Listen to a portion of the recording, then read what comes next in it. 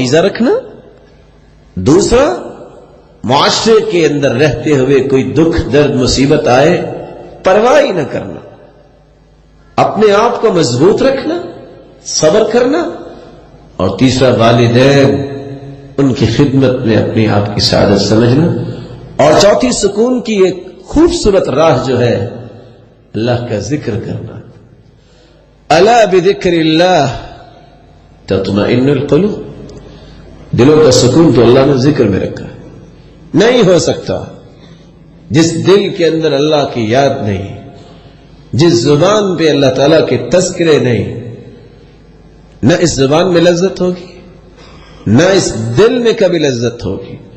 یہی وجہ ہے رسول اللہ صلی اللہ علیہ وسلم نے فرمایا تھا صرف دنیا کا سکون نہیں، لن يتحسر اہل الجنہ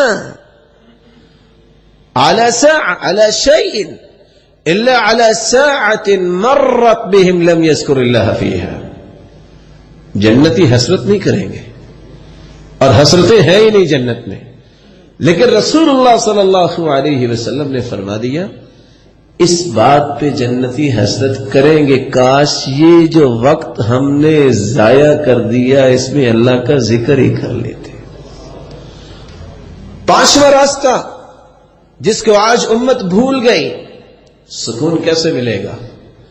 سکون ویسے ملے گا جیسے اللہ نے قرآن میں بیان کر دیا۔ قرآن مجید میں اللہ تعالیٰ نے 3 آیتیں نازل کی ہیں، کاش ان 3 آیتوں کو کوئی اکیلا بیٹھ کے پڑھ لے۔ سورۃ الانعام کی 96 نمبر آیت، اور اسی طرح سورۃ النحل کی 80 نمبر آیت، اور اسی طرح سورۃ الروم کی 21 نمبر آیت، اور ان تینوں آیتوں کو ملا کے پڑھے۔ فالق الإصباح وجعل الليل سكنا والشمس والقمر حسبانا ذلك تقدير العزيز العليم۔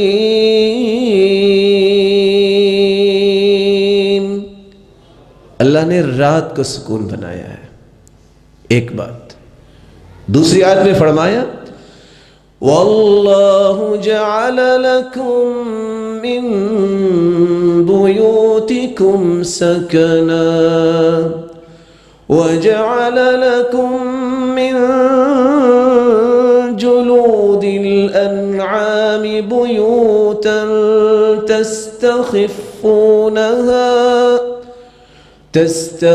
تستخفونها يوم ظعنكم ويوم إقامتكم ومن أصوافها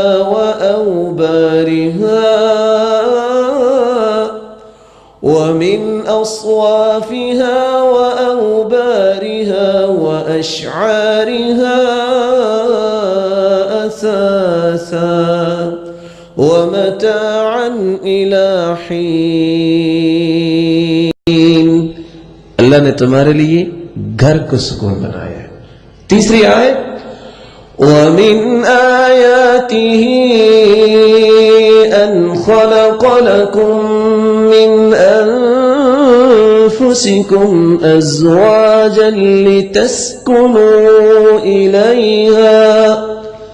اللہ نے تیسرا سکون بیوی بنایا۔